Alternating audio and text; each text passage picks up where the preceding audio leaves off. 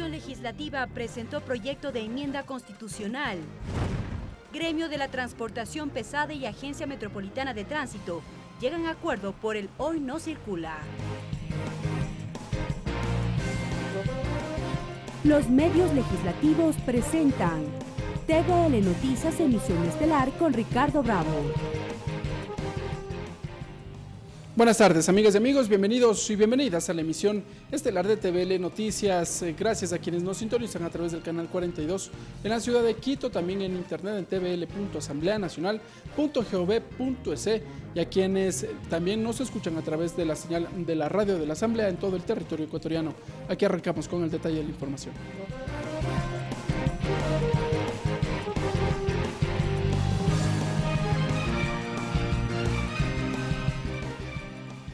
El Pleno de la Asamblea Nacional concluyó el primer debate del proyecto de ley de emprendimiento.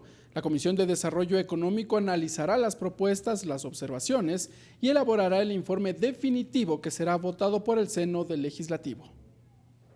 El primer debate del proyecto de ley de emprendimiento e innovación arrancó el pasado 7 de agosto y este jueves con la intervención del asambleísta por Pichincha, Augusto Espinosa. El Pleno del Legislativo continuó con la discusión. Espinosa precisó que para fomentar nuevas empresas es necesario generar las condiciones adecuadas. Si nosotros no enfatizamos en esa relación que debe existir entre la academia, la empresa privada, las iniciativas emprendedoras, lo único que estaremos haciendo es reproduciendo con una ley lo que ya existe. El proyecto de ley de emprendimiento propone, a través del uso de la tecnología, un nuevo paraguas para la innovación. Silvia Salgado propuso definir el rol de las entidades que regulan las plataformas informáticas. Y para eso, esta ley sí tiene el enfoque de que es una ley ligada al desarrollo tecnológico. Otro elemento de la propuesta es la dotación de recursos económicos para los emprendedores. Freddy Alarcón llamó al Estado para proteger a los pequeños y medianos innovadores. Porque hay que educar para la vida, hay que educar para el emprendimiento también en este país. Más del 50% de ecuatorianos tiene intención de emprender y 3 millones de personas en nuestro país empezaron o mantenían algún negocio. Otro aspecto del debate fue la cultura. Silvia Vera propuso incorporar un articulado que busque la protección de este sector. Es fundamental que el Ministerio de Cultura y Patrimonio, al ejercer la rectoría del Sistema Nacional de Cultura, sea parte del Consejo Nacional de Emprendimiento e Innovación. Tras las intervenciones, el primer vicepresidente de la Asamblea Nacional, César Solórzano, declaró concluido el debate. Ahora la Comisión de Desarrollo Económico deberá elaborar el informe para la segunda y definitiva discusión en el Pleno del Legislativo. Ricardo Bravo, TVL Noticias. Atención, un nuevo caso de corrupción se registró en la provincia de Pastaza. Un magistrado aparentemente sobornó a otro juez a fin de que se ratifique en la sentencia de un proyecto hidroeléctrico. La Fiscalía y la Policía Nacional detuvieron a Aurelio Quito con $37,000 en 2 cajas de licor. Ahora el magistrado se encuentra en la cárcel 4 de la capital para las investigaciones. La instrucción fiscal será de 90 días.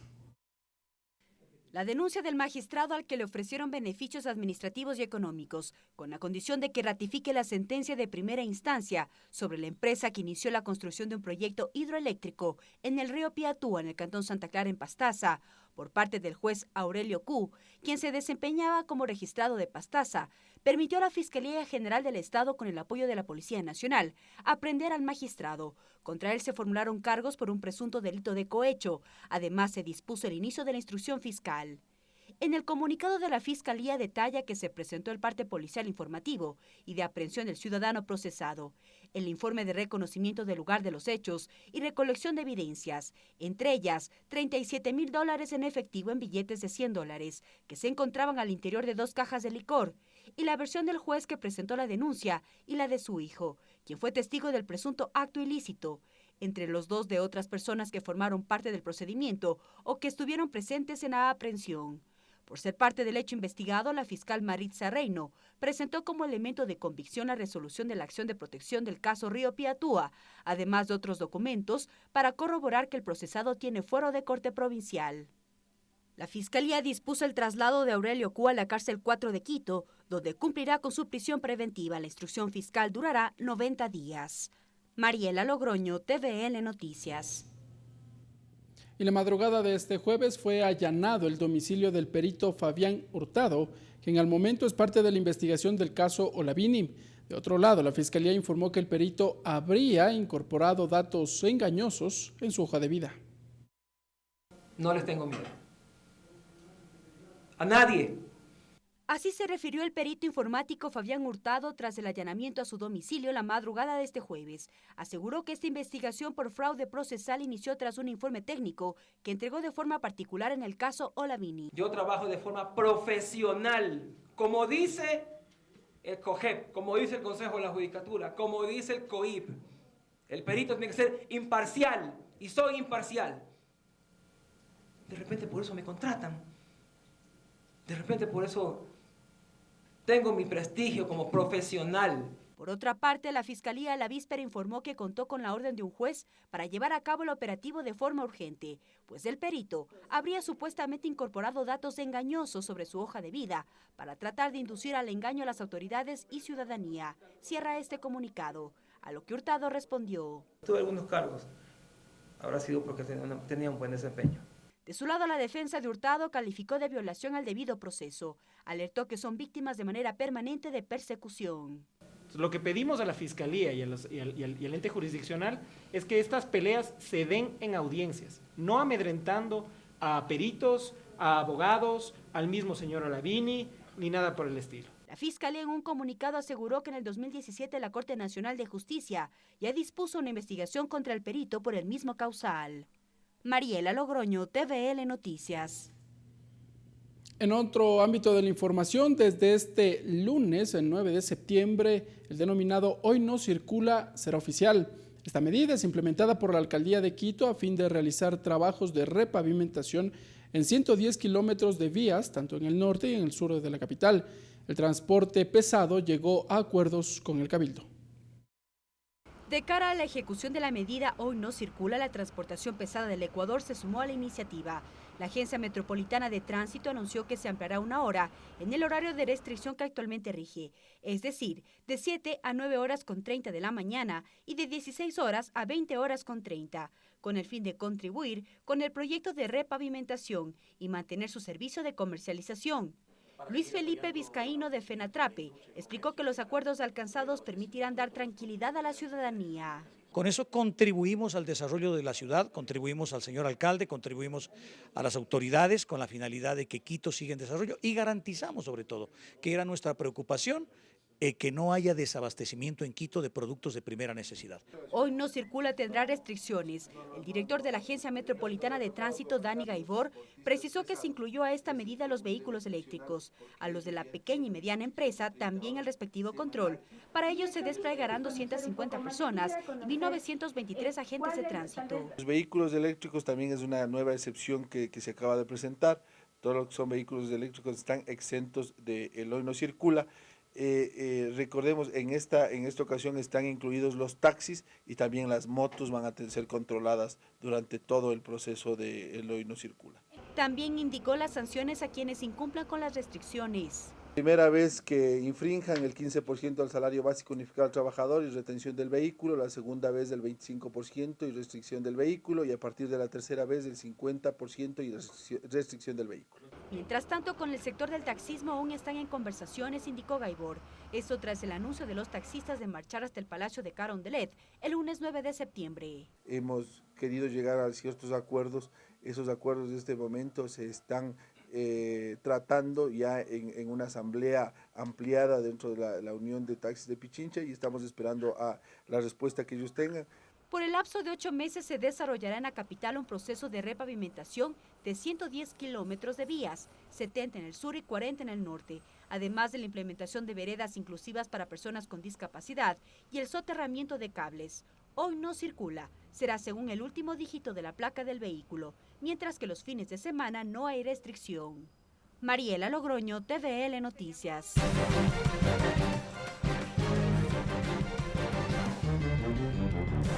Entrevista.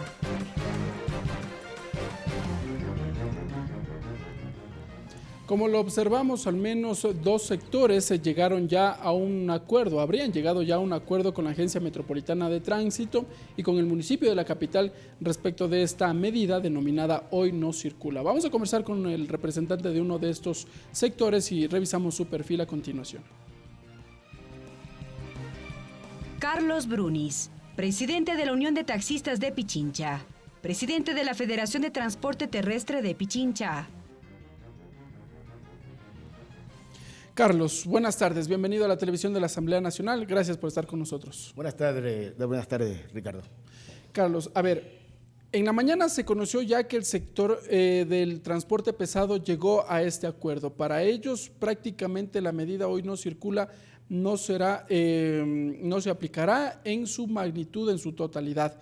¿Qué pasa con ustedes? Se habló de que el sector del taxismo mantenía asambleas, pero que en la tarde iban a definir su postura. ¿Cuál es este? Efectivamente, nosotros el 16 de agosto mantuvimos una asamblea general mediante la cual se les dio a conocer a nuestros compañeros todos los acontecimientos, todas las situaciones que se habían presentado, las reuniones que habíamos mantenido con el señor alcalde, con la Secretaría de Movilidad, con la dirección de la Agencia Metropolitana de Tránsito, y en vista de no tener una mínima posibilidad en principio de resultados positivos para nuestros compañeros y sobre todo para sus familias, que son las que sufrirían más las consecuencias, la Asamblea General resolvió que el día 9 de septiembre estemos y hagamos presencia en la Alcaldía de Quito. ¿Una paralización? Sin embargo de eso, no paralización, pero sí una concentración, un plantón para que el señor alcalde se dirija a nuestros compañeros y sus familias.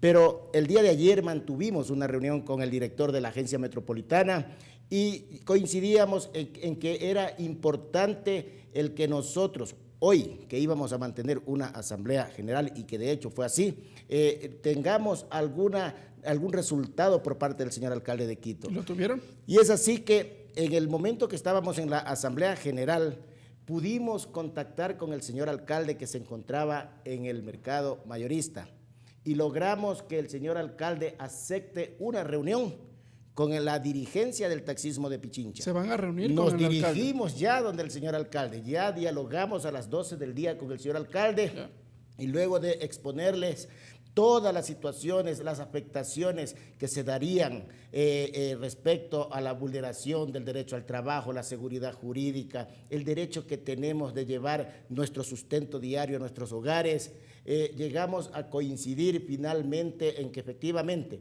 nosotros en aras de contribuir en el mejoramiento de la ciudad, de contribuir en el desarrollo de la ciudad y de, sobre todo, de tener unas calles que nos ayuden a todas y todos a circular mejor, dijimos, vamos al Hoy No Circula, con el antecedente, Ricardo, en que esta medida para el taxismo será única y exclusivamente hasta el 30 de noviembre de este año. ¿Les va a aplicar esta medida todo el día hasta el mes de noviembre? Hasta el 30 de noviembre. 3 de este meses. Año. Adicionalmente, exactamente, adicionalmente, el municipio de Quito, es lo que nos dijo el señor alcalde, permanente y constantemente hará evaluaciones de cómo va avanzando la obra. Nosotros, Ricardo, y a la ciudadanía, no hemos pedido jamás ningún tipo de privilegio. Lo único que hemos pedido es el respeto a las normas jurídicas y justamente el mismo Código Municipal prevé que nosotros tenemos la obligación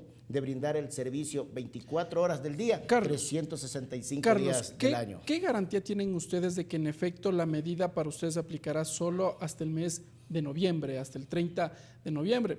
Y le cito como antecedente este acuerdo al que ustedes llegaron meses atrás con el gobierno nacional, en el que les, por efecto del incremento en el precio de las gasolinas, se les iba a entregar una tarjeta como compensación. Y efectivamente no se cumplió en los plazos establecidos, sino que tuvieron que efectuar algunas movilizaciones, muchas de ellas caminaron hasta el Palacio de Carondelet, se reunieron con el mismo Ejecutivo. ¿Qué garantía tienen ahora de que esto llegará a cumplirse hasta el 30 de noviembre? La garantía está establecida en el Código Municipal, Ricardo. El artículo 4, punto 2, punto 72 del Código Municipal prevé las excepciones, y dentro de estas excepciones está el transporte comercial, y de conformidad con la ley, el transporte, la clasificación del transporte comercial es justamente el transporte de carga pesada, carga liviana, escolar e institucional, el turístico y el taxi, inclusive las tricimotos. Por lo tanto, la garantía está prevista. Nosotros en aras… ¿Tienen garantías legales? En aras, Ricardo, de contribuir, como reiteramos, por el mejoramiento de la ciudad, por tener una mejor presentación de nuestra ciudad, también vamos a ser parte durante 3 meses. Carlos Brunis, dialogamos con el presidente de la Unión de Taxistas de Pichincha. Carlos, la pregunta viene por otro sector, porque ustedes ahora, al ser un sector de comercio privado, no se adhieren a esta medida municipal, si es que precisamente el argumento es, bueno, vamos a contribuir para que la ciudadanía tenga mejores vehículos, o más bien mejores calles. ¿Por qué no se adhieren a esta medida durante los 8 meses que ha dicho el municipio que va a durar Hoy No Circula? Porque nosotros en las presentaciones inclusive que nos hizo la Secretaría de Movilidad, se refleja muy claramente que no incidimos en la congestión vehicular. ¿Cuántas unidades hay circulando hasta el momento? Frente a 500.000 unidades o vehículos que circulan en Quito. 500.000. 500.000 vehículos circulan aquí en Quito. ¿No son 30.000? No, en vehículos me hablo en el universo de vehículos aquí en Quito, 500.000 vehículos. Pero nosotros en este momento somos 16.000 compañeros que tenemos títulos habilitantes. En los próximos días, producto del proceso de asignación de cupos, van a obtener alrededor de 12.000 compañeros su título habilitante. Son cerca de 30.000. Y llegaríamos casi a 30.000 compañeros. ¿Esto qué quiere decir? Que no somos ni el 6% de todo el parque automotor que circula en Quito. Hay estudios en el municipio que señalan que el parque automotor en la capital, al menos del sector, por ejemplo, que prestan estos servicios de movilización, como son ustedes, los taxistas, deberían llegar hasta los 8.000. ¿No estarían más bien rebasando con superioridad estas cifras, estas estadísticas? Bueno, lamentablemente, y tiene razón usted, Ricardo, porque recuerdo que en el 2008 se hablaba de una regla internacional que por cada 1.000.000 de habitantes se necesitaba 3.000 taxis, pero lamentamos nosotros el que la administración anterior haya sido la que, e inclusive la administración desde el 2011 de Augusto Barrera, cuando ya se dio un proceso de regularización, porque no olvidemos que hasta el 2008 al 2010, 2011, nosotros éramos 8.778 taxis legalmente constituidos. Y desde el 2008 hasta el 2019 somos 16.000, es decir, en un 100% ha subido el número de taxis. Claro. Y en la última administración se abrió un proceso de asignación de cupos, recibieron carpetas, 17.000, después 10.000, después 12.000, totales que este momento están por recibir los títulos habilitantes, alrededor de 12.000. El señor alcalde ha manifestado muy claramente, ya están por obtener su título habilitante y tenemos que trabajar con los que ya estamos, pero nosotros sí le insistimos al señor alcalde que es importante y al director de la Agencia Metropolitana de Tránsito que se disponga realmente, que se hagan los controles constantes y permanentes, se intensifiquen, porque lamentablemente, Ricardo, a pesar de haber un proceso de asignación de cupos, resulta que continúa proliferando la informalidad, la ilegalidad y plataformas tecnológicas que no tienen ningún tipo de autorización para brindar el servicio con vehículos privados. Pero claro, bueno, ahí la discusión atraviesa también por otro sector, es sobre la necesidad del ciudadano de movilizarse, y muchas de las veces también pasa por el tema del servicio que prestan, si bien no todos, pero en su mayoría de los taxistas de la capital. Carlos, luego del 30 de noviembre me dijo que regirá para ustedes la medida del Hoy No Circula. ¿Ustedes podrán los siguientes meses trabajar de forma regular, normal, o tal vez se podrían sujetar a estas flexibilizaciones que les han otorgado el servicio de transporte pesado de moverse durante ciertas horas? Para nosotros es bastante complicado, porque este es un tema social. Ricardo, créame que nosotros conocemos la realidad de cada uno de nuestros compañeros. Mire que en una cooperativa se paga $40 mensuales por gastos administrativos. Para pagar esos $40, el compañero tiene que pasar un sinnúmero de situaciones. Ahora, si decimos que son 4 días en el mes, que finalmente, si lo transformamos a días laborables, estamos hablando de 8 días. Porque todo trabajador ecuatoriano trabaja 8 horas diarias, 40 horas a la semana. Pero muchos de ellos también trabajan hasta fines de semana. Restringirnos, Ricardo, 15 horas, estamos hablando prácticamente de 2 jornadas laborables. Por esa razón es que nosotros al señor alcalde le manifestábamos que no es un tema de capricho, de novelería, es un tema social. Nuestros compañeros sienten la necesidad, porque si no sintieran la necesidad, no hubiera ningún tipo de reacción. Créanme, seríamos locos nosotros para llamar a una asamblea, para llamar a una concentración, a un plantón, a una movilización. Eso para el dirigente no es tan fácil, para nosotros es complicado, pero también se complica ver a nuestras familias cómo cada día se les deteriora más la economía por cuanto no tienen ese sustento. Mire,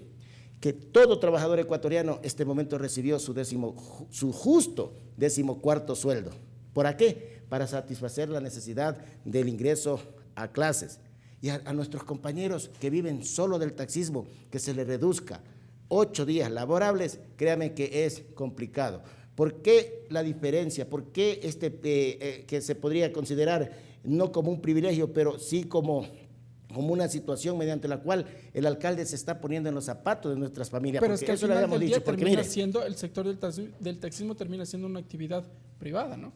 Pero aún así somos regidos por todas las leyes que les rige al transporte público. Porque prestamos servicio público. La ley, exactamente, la Ley Orgánica de Transporte Terrestre, la Ley de Economía Popular y Solidaria, los reglamentos de aplicación, y nosotros estamos conscientes. La ciudad necesita el arreglo, la ciudad necesita de mejoras, pero no a costa, le decíamos al señor alcalde, del sacrificio de nuestras familias. O sea, es imposible. Pero es que también va a haber ciudadanos en el otro sector que precisamente utilizan su vehículo para con fines laborales, no necesariamente la movilización, sino el transporte de alimentos. Muchos de ellos necesitan vender, compra-venta de artículos, por ejemplo, y no necesariamente están agremiados al sector del taxismo. Entonces ellos también verán de alguna otra forma mermada su posibilidad laboral, ¿no? Por esa razón también han expresado de una u otra manera su inconformidad, su insatisfacción, su preocupación, porque es una preocupación. No es que queremos ir a entorpecer las labores del señor alcalde, ni peor de entorpecer la movilidad de la ciudadanía, sino es una mera necesidad, Ricardo. La diferencia de un vehículo de cualquier color y con nuestros vehículos, taxis, es de que son herramientas de trabajo, son las que nos permiten llevar el sustento a nuestros hogares. Mire, el Código Orgánico Integral Penal, a nosotros nos sancionan por negarnos a brindar el servicio de transporte. Es decir, si mañana o pasado me niego a brindar el servicio porque hoy no circulo, si un agente civil de tránsito tiene que aplicar el Código Orgánico Integral Penal porque me estoy negando a brindar el servicio. Y esas son las ambigüedades y las contradicciones. Nosotros hemos dicho en muchos casos, y no ahora, en la administración del doctor Mauricio Rodas, que se haga una sola ordenanza, mediante la cual sea una ordenanza maestra, si cabe el término. Tenemos la 178, la 247, la 195, un montón de ordenanzas para el transporte. Carlos. Ahora, perdóneme, se ha recopilado en el Código Municipal y creo que estamos mejor ahí. Correcto. Con este acuerdo al que han llegado ustedes, entonces, finalmente, ya no irán al Palacio Municipal el día lunes. Exactamente, el día lunes los compañeros que tienen 1 y 2, ellos no podrán sacar sus unidades, exactamente, circular, pero con el antecedente también que los compañeros que son de la tercera edad y están brindando el servicio de transporte en taxis, tampoco van a tener ningún tipo de problema. Muy bien, listo. Gracias, Carlos Brunis, presidente de la Unión de Taxismo de Pichincha, entregándonos su versión, sus detalles respecto de estos acuerdos alcanzados con el municipio de la capital sobre esta nueva medida denominada Hoy No Circula. Nosotros, amigas y amigos, nos vamos a una pausa. Cuando regresemos tenemos más información desde el Parlamento. Regresamos con TVN Noticias, emisión estelar, luego de la siguiente pausa promocional.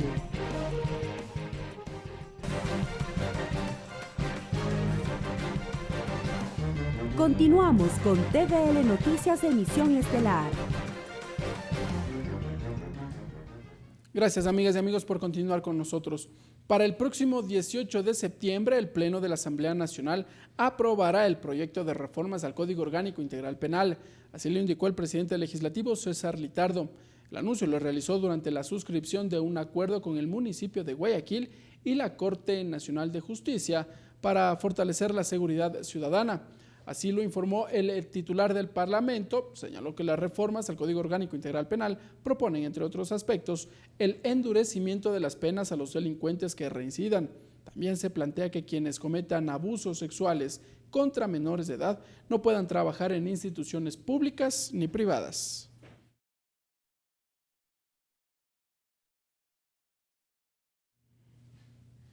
Y la Asamblea Nacional reconoció el trabajo emprendido por la organización no gubernamental World Vision, que entregó más de 4,5 millones de dólares a favor de niños, niñas, adolescentes y sus familias. El titular del Parlamento, César Litardo, le otorgó una condecoración. El acuerdo entregado por el presidente de la Asamblea Nacional a la organización World Vision exalta la importante labor implementada por la organización durante estos 40 años en el país. El titular del Parlamento mencionó la relevancia de esta organización para el desarrollo de la niñez y adolescencia. Ningún código, ninguna acción del grupo parlamentario por sí sola va a garantizar que esto se cumpla. Es un esfuerzo y debe ser un trabajo mancomunado entre todos, la sociedad, para garantizar que estas acciones se pongan en práctica y se ejecuten a cabalidad. Así que invitamos a todos a estar velantes, a tratar desde nuestros espacios de ver y hacer que se cumplan estos procesos. Y nosotros desde la Asamblea vamos a dar todo el respaldo para eso. El evento de entrega del acuerdo unió a representantes de la organización World Vision, a los asambleístas Franklin Samaniego y Encarnación Ducci, autoridades de la comisión y el grupo parlamentario encargado de tramitar temas relacionados con niñez y adolescencia, y al presidente de la Asamblea Nacional. José Luis Ochoa, director nacional de la organización en Ecuador, explicó el trabajo que hace World Vision. Hemos podido afectar la vida de 4 millones de niños y niñas en el Ecuador, en 400 comunidades. Estamos ahorita acompañando a 200.000 personas, no solamente a través del trabajo que hace World Vision en el Ecuador con el trabajo de desarrollo, sino también a través de Vision Fund. Entonces, apostamos por la transformación. Esto profundizó Marta Rodríguez, directora senior de World Vision Latinoamérica. Nuestra motivación primaria, nuestra motivación fundamental ha sido trabajar junto con otros actores de la sociedad en el bienestar y la protección de la niñez alrededor del mundo, en contextos de muchísima vulnerabilidad. Con la entrega de este reconocimiento, el primer poder del Estado ratifica su compromiso con los niños y niñas y adolescentes del país. Tatiana Sonnenholzner, TVL Noticias. Atención, la coalición legislativa presentó su propuesta de enmienda a la Constitución con el respaldo de 57 asambleístas. La iniciativa busca retirar la facultad del Consejo de Participación Ciudadana para nombrar a las autoridades de control y trasladarla a la Asamblea Nacional. El documento será debatido y remitido a la Corte Constitucional para que califique la vía por la que será tratada. Son los asambleístas de la denominada coalición legislativa que la mañana de este jueves presentaron el proyecto de enmiendas constitucionales.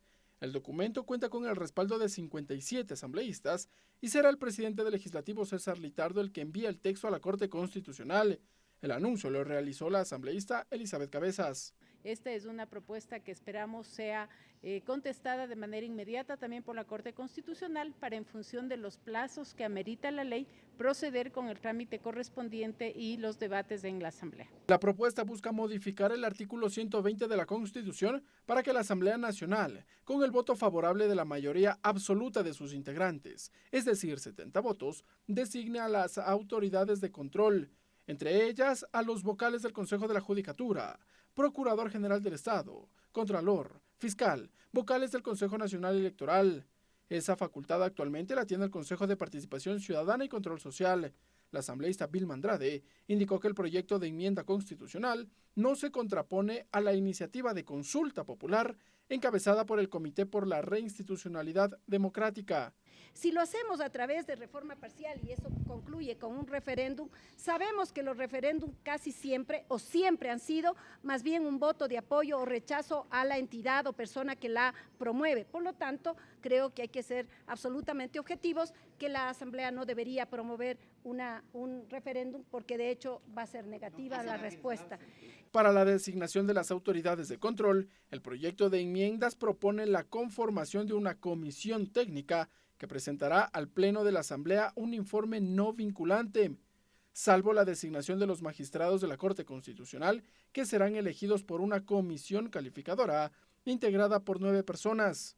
Este proceso es similar al que lleva el Consejo de Participación Ciudadana, salvo la integración de las comisiones técnicas, que en su mayoría, según el proyecto de enmienda, tendrán 5 delegados estatales, ciudadanos y de institutos de educación superior. Ricardo Bravo, TVL Noticias.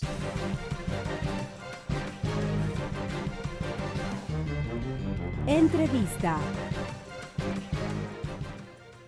Y como revisamos, las distintas bancadas legislativas llegaron a un acuerdo sobre un texto que fue o que será remitido a la Corte Constitucional. Esto respecto a un proyecto de enmiendas a la Carta Magna. Al respecto vamos a conversar con nuestra siguiente invitada. Vilma Andrade, asambleísta nacional por la Izquierda Democrática, vicepresidenta de la Comisión de Gobiernos Autónomos, Descentralización, Competencias y Organización Territorial. Asambleísta Vilma Andrade, gracias por estar con nosotros en la televisión de la Asamblea Nacional. Muchísimas gracias, un saludo afectuoso a la audiencia. Asambleísta, bueno, en el reportaje precedente observamos algunos elementos que constituyen este proyecto de enmiendas, pero lo vamos a ir desmenuzando, lo vamos a ir conociendo. A ver, primer elemento, cuentan con el respaldo de 57 asambleístas, es decir, no es toda la coalición. ¿Qué pasó? Bueno, primero que se recogieron las firmas, no a todos los miembros de la coalición, muchos no estuvieron ahora presentes. Yo creo que faltó más bien esa precisión de ir recogiendo las firmas. Tenemos firmados de todas las bancadas, incluida la bancada del Partido Social Cristiano, que no es parte de la coalición, sin embargo, han firmado. ¿Ellos lo suscribieron? Suscribió Henry Cucalón como representante de su bancada, y también César Ron, que es el coordinador ahora de la bancada social cristiana. Solo la bancada correísta no ha firmado este apoyo. Yo creo que las firmas en todo caso no reflejan todo el apoyo que esta propuesta ha tenido y que sin lugar a dudas va mucho más allá de los 57 que ahora firmaron. Le hago esta consulta, ¿por qué? Porque en el texto que ustedes proponen de enmienda señalan que para la aprobación de las ternas que envíe esta comisión técnica al Pleno de la Asamblea Nacional se van a necesitar 70 votos, la mayoría absoluta. ¿Habrán esos 70 votos, las 70 voluntades para designar al Procurador General del Estado, al Contralor, a los vocales del Consejo de la Judicatura? Pero primero tenemos que tener en consideración algo. En este momento, esas autoridades que usted les ha mencionado están en funciones. Fueron nombradas a través del Consejo Transitorio y por lo tanto su designación sigue en firme. Nosotros no vamos a topar eso. Esto es a futuro. Y esta propuesta tiene precisamente esa visión.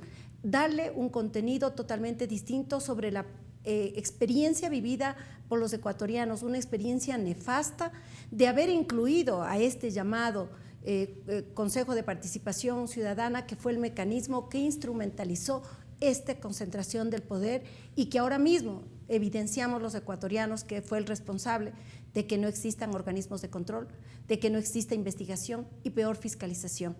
Todo lo que ahora este drama social, político, económico que vive el Ecuador es el causante, ese consejo. Por eso nosotros en primera instancia como Izquierda Democrática habíamos planteado su desaparición a través de una consulta popular que debía haber sido promovida por el presidente en cuanto se posesionó. Hoy la situación es distinta y creo que hay que ser objetivos, como lo he mencionado. No podemos ir a una reforma parcial que a la postre nos lleve a un referéndum, es decir, a la consulta popular, porque los referéndums en el país nos dan una experiencia absolutamente clara y evidente. Todos los referéndums se han aprobado como una suerte de apoyo o rechazo a quien lo promueve. Nosotros sabemos que este Parlamento, como todos los parlamentos en el mundo, no cuenta con el respaldo popular. Por lo tanto, más bien llevaríamos al fracaso a la propuesta. Pero esa no es la voluntad ciudadana, la democracia, que el pueblo sea a través de las urnas que se pronuncie. Ahora lo está llevando adelante el Comité por la Reinstitucionalidad. Eso no lo vamos a bloquear. Y es más, lo vamos a apoyar. ¿Y por qué no se podrían adherir más bien a esa iniciativa? Porque no existe esa figura de adherencia, no existe tampoco la posibilidad de que nosotros podamos recoger las firmas. En la reforma parcial hay 3 mecanismos para reformar la Constitución. Uno, que es a través de una consulta popular que puede ser formulada directamente por presidente de la República, no requiere el recoger de ninguna firma, solamente la presenta, tiene el dictamen de constitucionalidad y después se instrumentaliza a través del CNE todo el proceso. Como fue la del 2018. Del 2018, que debía haberse ahí eliminado el Consejo de Participación. Pero no lo hicieron, definitivamente. No lo hicieron, y entonces como además incluyó el mecanismo de elección popular, por eso es que hay que ir a través de una consulta a eliminarlo. Esta propuesta, antes inclusive que nazca esta iniciativa ciudadana, que tiene que seguir en paralelo, que tiene que seguir esta enmienda constitucional propuesta, no obstaculiza ni la limita a la consulta popular. Esta tiene que seguir su curso, pero ¿qué pasa si la consulta no logra reunir las firmas? ¿Qué pasa si no es aprobada después de haber reunido todas las firmas? Nos queda, yo creo que hay que decirlo, como un plan B, esta propuesta de enmienda que al menos limita las funciones de este engendro de la antidemocracia llamado Consejo de Participación. Asambleísta, más bien uno tendría la lectura de que si no reúnen las firmas o no existe la voluntad para eliminar el Consejo, es porque la gente quiere que exista ese Consejo y con la gente con los integrantes que la gente así lo decidió. Bueno, ¿por qué no irse es tan en contra así. de esa voluntad? No es tan así, porque tenemos que observar y analizar lo que sucedió en el proceso electoral para elegir a esas autoridades.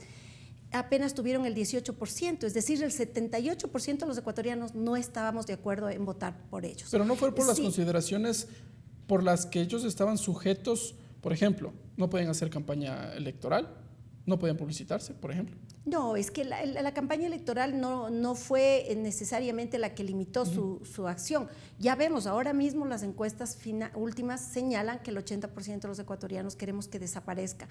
Todas las democracias y las democracias maduras tienen los 3 poderes del Estado, el ejecutivo, el legislativo y el judicial. Aquí fue realmente una novelería, igual que en Venezuela, crear este 5º poder, y dentro de este 5º poder este Consejo de Participación, que lo único que llevó es que querían manejar absolutamente todos los organismos de control.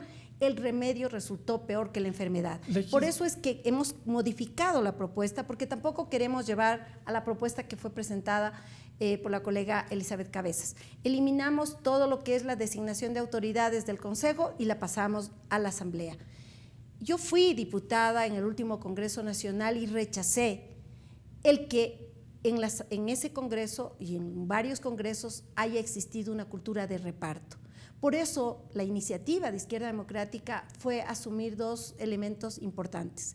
Que sí venga a la Asamblea Nacional, que a la postre es el organismo que cuenta con la base y el respaldo popular de representación, y lo segundo es que no se elimine el concurso de méritos y oposición, que va a ser llevado adelante por una comisión técnica que está muy bien estructurada. A ver, esto forma parte ya de la iniciativa, de la enmienda.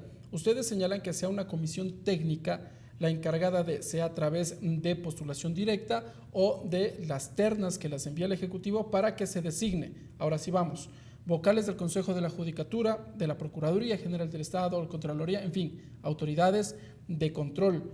Pero no es específicamente eso lo que hacía el Consejo de Participación Ciudadana, designar una comisión que sea la encargada de verificar y elaborar un informe no vinculante y a su vez entregarle al Pleno. ¿No es lo mismo? No, porque no entregaban nunca al Pleno. Lo que entregaban es solamente para la posesión de las dignidades. Ellos designaban y una comisión de 7 lo elegían. Bien. Y recordemos 7 que a la larga se ponían de acuerdo 4 personas que no sabíamos a quién representan ni qué intereses defienden.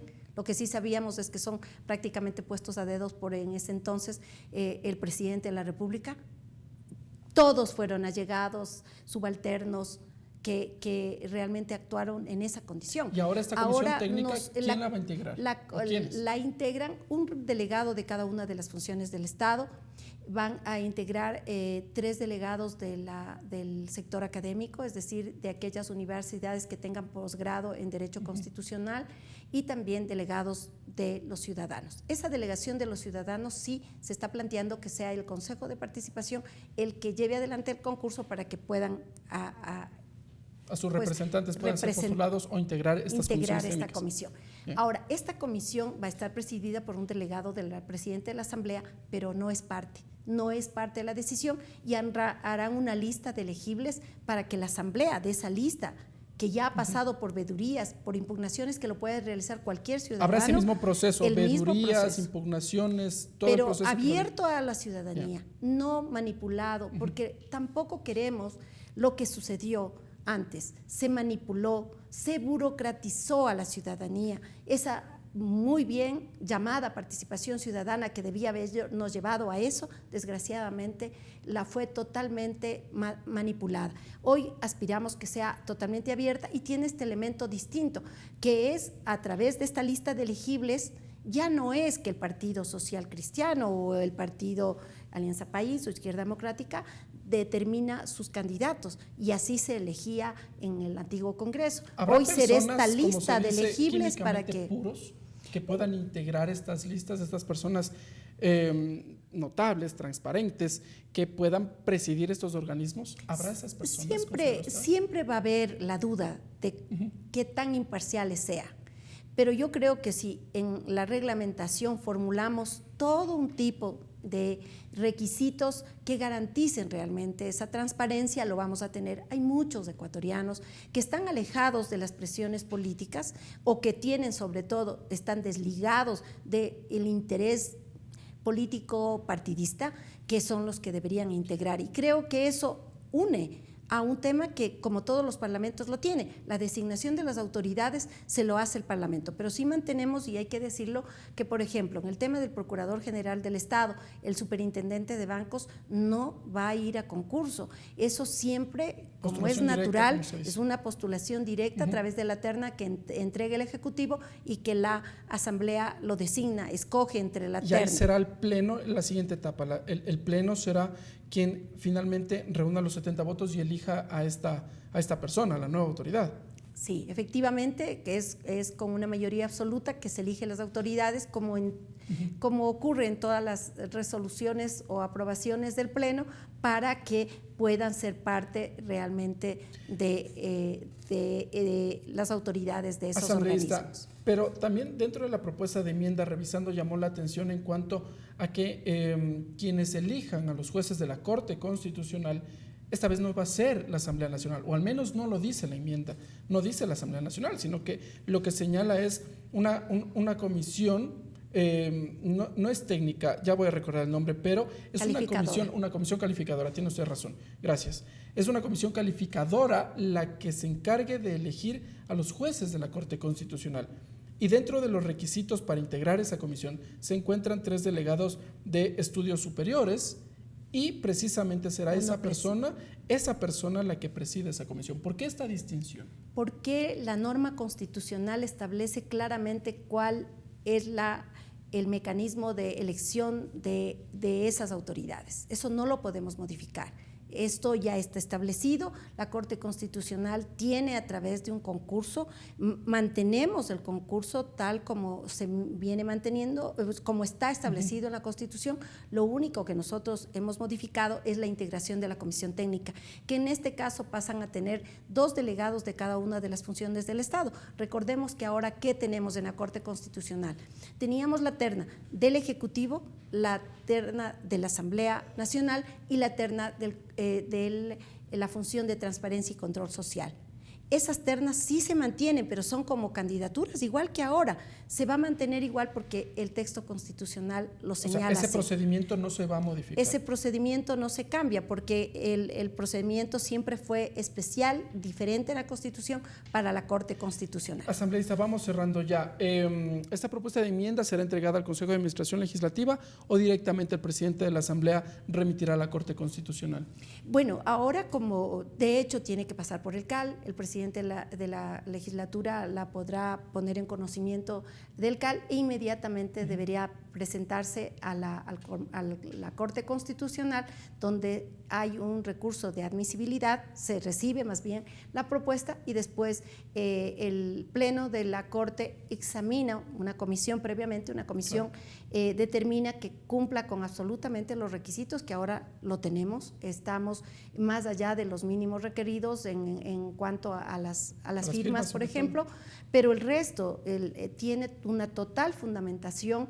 Por eso no hemos contradecido en nada al texto constitucional, estamos haciendo la enmienda precisamente en la limitación de las funciones y por eso es que en el caso de la Corte Constitucional la mantenemos como hasta ahora ha sido, porque esa tampoco era una función del Consejo. Finalmente, asambleísta, en cuanto al procedimiento, esta iniciativa, una vez calificada por la Corte Constitucional, regresa a la Asamblea Nacional, se efectúa el primer debate y el segundo debate será un mes después, es decir, tendremos para octubre del 2020 al menos ya aprobadas estas enmiendas.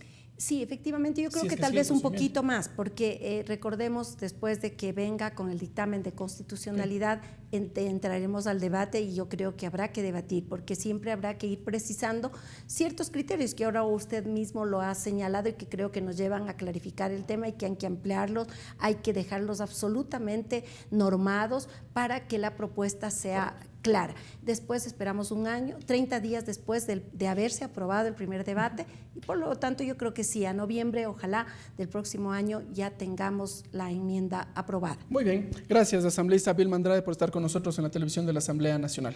Para mí un gusto siempre estar aquí. La asambleísta Vilma Andrade entregándonos detalles de este proyecto de enmienda constitucional que fue entregado hoy a la Asamblea Nacional. Nosotros, amigas y amigos, vamos a seguir con más información.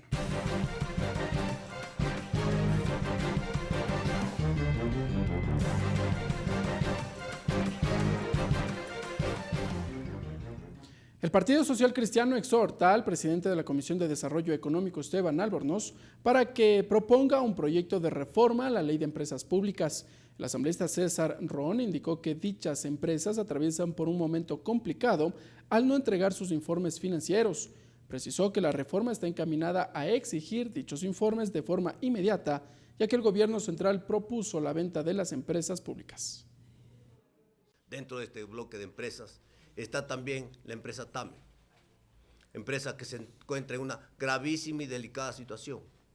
Tiene pérdidas acumuladas, según el presidente de la EMCO que compareció ayer en la Comisión de Desarrollo Económico, de más de 350 millones de dólares. Tiene cuentas por pagar por concepto de combustible al Estado ecuatoriano por más de 150 millones de dólares. Hay que resolver la situación de TAME. Pensamos y creemos que una de las soluciones es entregar los 3 aviones ATR a la Fuerza Aérea Ecuatoriana para que vuelen con aviones con pilotos militares, para que cruce cuentas con el Estado, para que las rutas sociales puedan ser subsidiadas, si es del caso, por parte del Estado ecuatoriano, pero la empresa TAME que funcione como una empresa de aviación, que compita, que tenga utilidades y que sea eficiente. Por lo tanto, esta reforma que hemos planteado es fundamental para que las empresas públicas no sigan siendo manejadas de la manera que han venido siendo manejadas históricamente. Y las diferentes comisiones de la Asamblea Nacional trabajaron junto con la sociedad civil y representantes de la Organización de las Naciones Unidas para analizar el cumplimiento de los objetivos de desarrollo sostenible con las leyes aprobadas. Los avances serán revisados por la Comisión de Participación Ciudadana. En cumplimiento a la resolución aprobada por el Pleno de la Asamblea en 2017 respecto del seguimiento del cumplimiento de los Objetivos de Desarrollo Sostenible de la Agenda 2030, las diferentes comisiones del Parlamento, junto con actores de la sociedad civil y de la Organización de Naciones Unidas, hicieron un análisis del avance y cumplimiento de los ODS relacionados a las leyes aprobadas.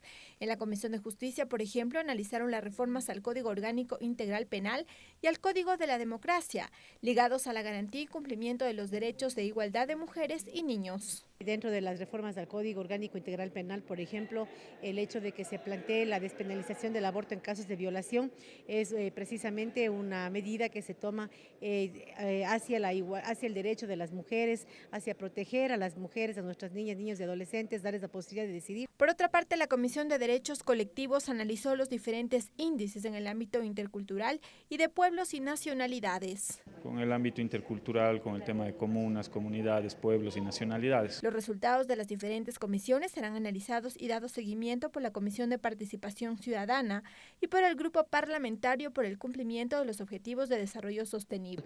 Para que el Instituto de Estadísticas Nacionales del INEC y el órgano encargado de la planificación pasen por la comisión y nos den cuenta de cómo viene avanzando el país en los indicadores de desarrollo sostenible, que a su vez también son indicadores y metas del Plan Nacional de Desarrollo, al menos esperamos. Asimismo, la próxima semana se presentará un proyecto de resolución para que se especifique a qué objetivo de desarrollo sostenible responde cada proyecto de ley. Que ver con que en cada iniciativa legal los proponentes podamos decir a qué objetivo de desarrollo sostenible apunta, qué grupo poblacional se va a ver beneficiado, eventualmente cuál podría ser el impacto económico de esa ley. Son 17 los objetivos de desarrollo sostenible fijados por la Organización de Naciones Unidas que se deberán cumplir hasta el 2030. Entre ellos están erradicar la pobreza, lograr igualdad de género, promover sociedades pacíficas, así como también poner fin al hambre y lograr una seguridad alimentaria. Lorena Espinosa, TVL Noticias.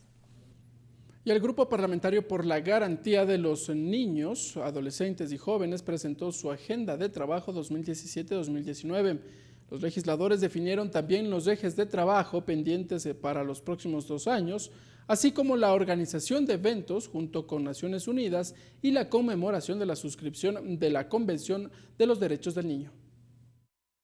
Como positivo califican el trabajo del Grupo Parlamentario de los Niños, Adolescentes y Jóvenes en estos 2 años en los que se han concentrado en temas legislativos de fiscalización y participación con la sociedad civil. Trabajado duro en los temas de violencia, en el tema AMPETRA, que ha sido un ícono, en el tema del Código de la Salud y algunos otros aportes que hemos realizado.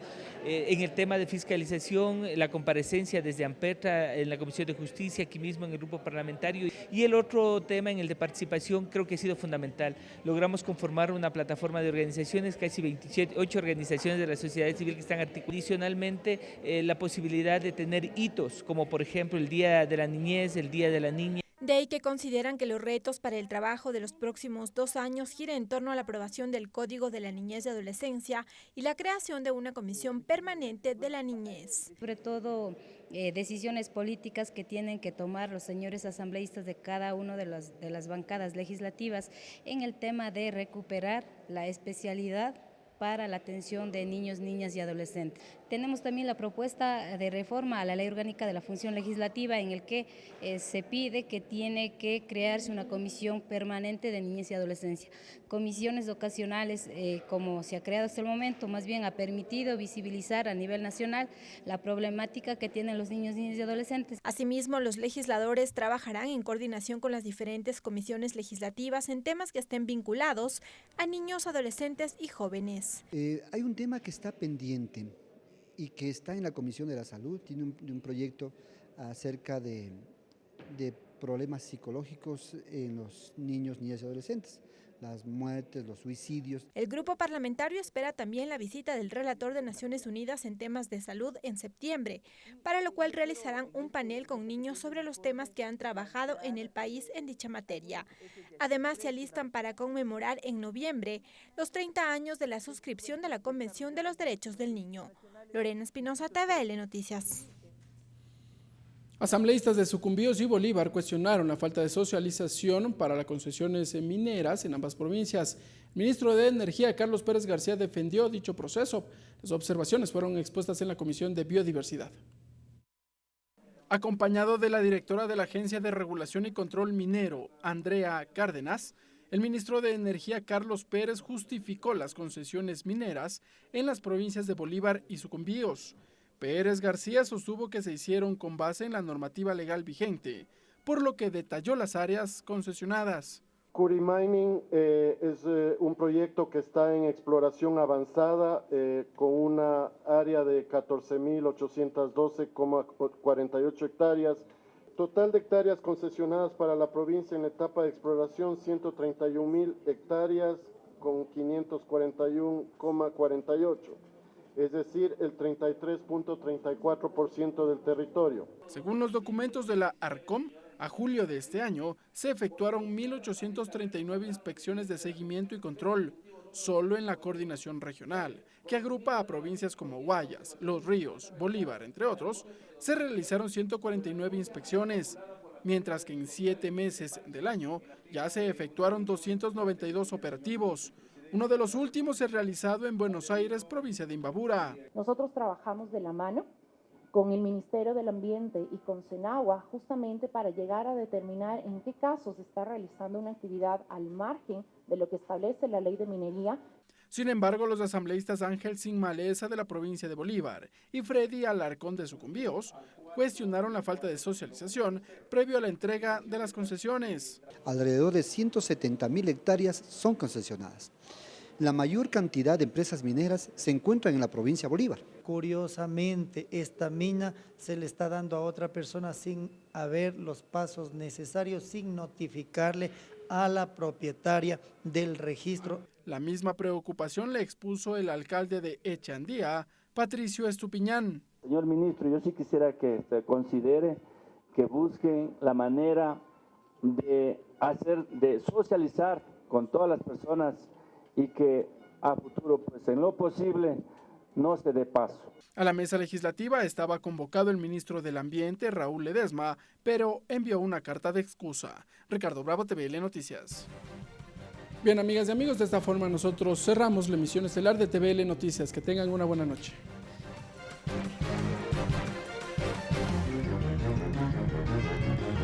Los medios legislativos presentaron TVL Noticias, emisión estelar.